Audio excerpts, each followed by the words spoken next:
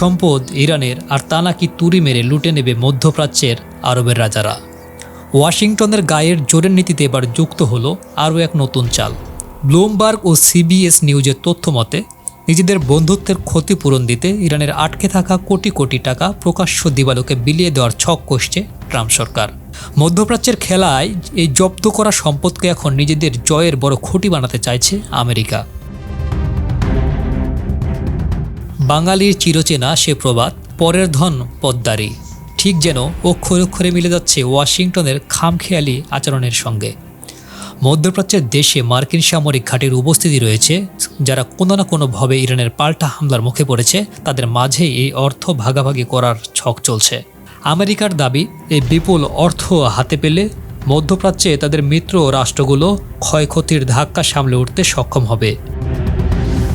মূলত ভূরাজনৈতিক সুবিধা পেতেই ওয়াশিংটন এই বৈরী পদক্ষেপ নিচ্ছে।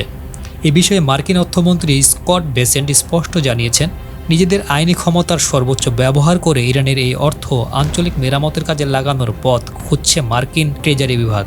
এমনকি ভবিষ্যতে ইরানের কোনো হামলায় যদি ক্ষয়ক্ষতির পরিমাণ বাড়ে, তবে তা মেটাতেও এই তহবিল ব্যবহার করা যেতে পারে। ট্রেজারি কর্মকর্তাদের ইতিমধ্যে নির্দেশ দেওয়া হয়েছে, উপসাগরীয় অঞ্চলে সংঘাত শুরুর পর থেকে এখন পর্যন্ত যত ক্ষয়ক্ষতি হয়েছে তার একটি নিখুঁত তালিকা দ্রুত প্রস্তুত করতে। অন্যদিকে তেহরানের পক্ষ থেকে সাফ জানিয়ে দেওয়া হয়েছে, তেল ও গ্যাস বিক্রি করে অর্জিত এই কষ্টের টাকা ফেরত পাওয়ার পূর্ণ অধিকার একমাত্র তাদেরই রয়েছে। আমেরিকার সঙ্গে যে কোনো দীর্ঘমেয়াদী চুক্তি বা স্বাভাবিক কূটনৈতিক সম্পর্কের প্রথম সত্যই হলো আগে এই জব্দকৃত টাকা নিঃশর্তে ফেরত দিতে হবে। একই সাথে আয়াতুল্লাহ খামেনির সামরিক উপদেষ্টা মোহাসেন রেজাই কড়া হুঁশিয়ারি দিয়ে বলেছেন, ট্রাম্পকে অন্তত $24 বিলিয়ন ইরানি সম্পদ মুক্ত করে প্রথমে আস্থার পরীক্ষা দিতে হবে।